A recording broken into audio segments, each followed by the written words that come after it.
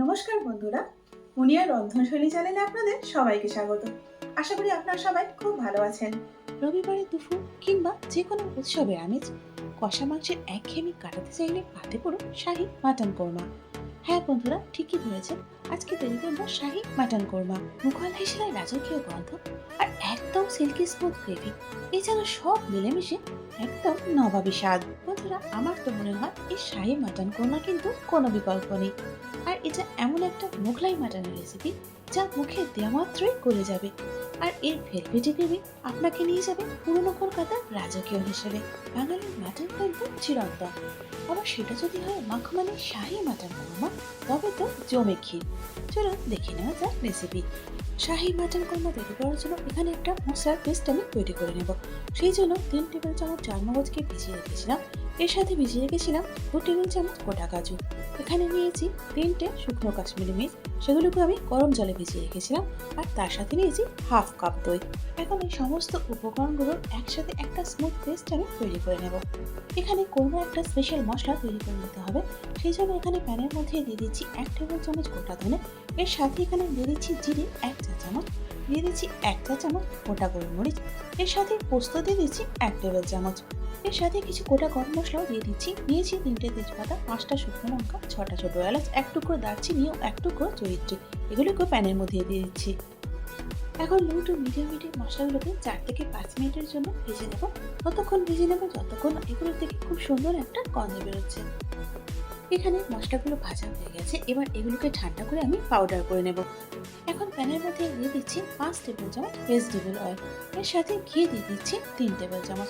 ঘিটা কিন্তু এখানে কোনোভাবেই স্কিপ করা যাবে না।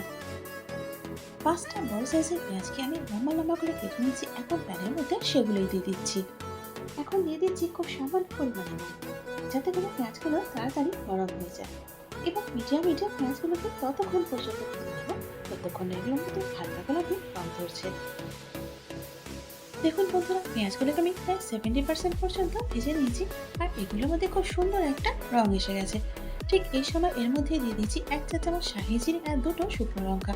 এখন এগুলোকে পেঁয়াজের সঙ্গে প্রায় 2 থেকে 3 মিনিটের জন্য ভেজে নেব। এখানে আমি 1 কিলো মাটন নিয়ে ভালো করে পরিষ্কার করে ধুয়ে নিয়েছি, এখন সেটা প্যানের মধ্যে দিয়ে দিলাম। এবার মাটনটাকে পেঁয়াজের সঙ্গে মিডিয়াম হিটে 5 থেকে 7 মিনিটের জন্য ভেজে নেব। মিনিট 7 পর এখন এর মধ্যে দিয়ে দিচ্ছি 1 টেবিল চামচ রসুনের পেস্ট, এর সাথে এখানে দিয়ে দিচ্ছি 2 টেবিল চামচ আদার পেস্ট। যেহেতু এটা মাটন, সেই জন্য আদার পেস্টটা কিন্তু এখানে বেশি লাগবে। এখন আদা ও রসুনের পেস্টটাকে মাটনের সঙ্গে ততক্ষণ কষাতে ভেজে দেবো যতক্ষণ না এগুলোর থেকে কাঁচা গন্ধটা চলে যাচ্ছে। আদা ও রসুনের পেস্টটাকে ভেজে নেওয়ার পর এখন এখানে দিয়ে দিচ্ছি 1 টেবিল চামচ কাশ্মীরি মির্চ পাউডার, দিয়ে দিচ্ছি 1 চা চামচ লঙ্কার গুঁড়ো, এর সাথে দিয়ে দিচ্ছি 1 চা চামচ হলুদ গুঁড়ো। এখন এই পাউডার মশলাগুলোকে মাটনের সঙ্গে মিনিট 3 জন্য ভেজে নেব। পাউডার মশলাগুলোকে ভালো মতো ভেজে নেওয়ার পর এখন এখানে দিয়ে দিচ্ছি আগের থেকে তৈরি করে রাখা মশলার পেস্টটা। এখন এই মশলার পেস্টটা মাটনের সঙ্গে প্রায় 10 থেকে 12 মিনিটের জন্য মিডিয়াম হিটে কষিয়ে নেব।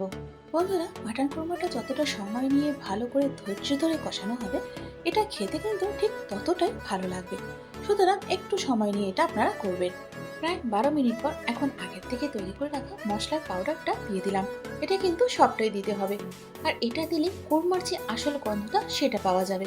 এখন আর সেরকম বিশেষ কিছুই করার নেই। মশলাটা দেওয়ার পর 3 থেকে 4 মিনিটের জন্য এটাকে কষিয়ে নেব।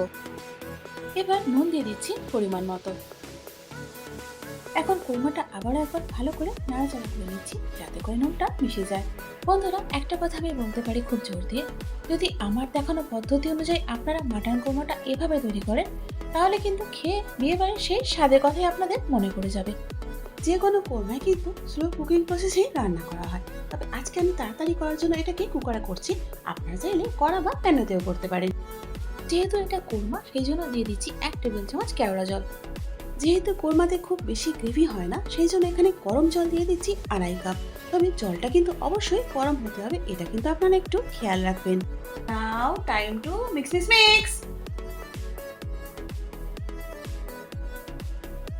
এবার কুকারের ঢাকনাটা লাগিয়ে দিচ্ছি। লাগিয়ে দেওয়ার পর মাটনটা এখন আমি সেদ্ধ করে নেব। বন্ধুরা এখানে আমি 4টে সিটি দেওয়ার পর ফুল পেপারে রেখে দিয়েছিলাম। পেপারটা নিজে নিজে রিলিজ হয়ে যাওয়ার পর এখন ঢাকাটা আমি খুলে নিচ্ছি। ইন্ডাকশনটা কিন্তু আমি বন্ধ করে দিয়েছি, তবে যেহেতু ইন্ডাকশনটা গরম আছে সেই জন্য কিন্তু কোরমাটা এভাবে ফুটছে। ঢাকাটা খুলে দেওয়ার পর কোরমাটা একবার নাড়াচাড়া করে নিচ্ছি।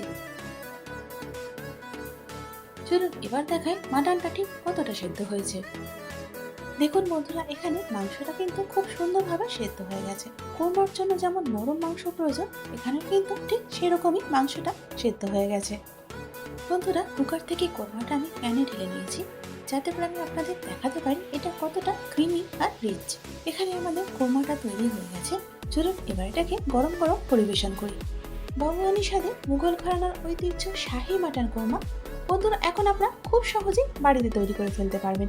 তাহলে আর দেরি না করে ঝটপট তৈরি করে নিন এই শাহী মাটন কোরমা।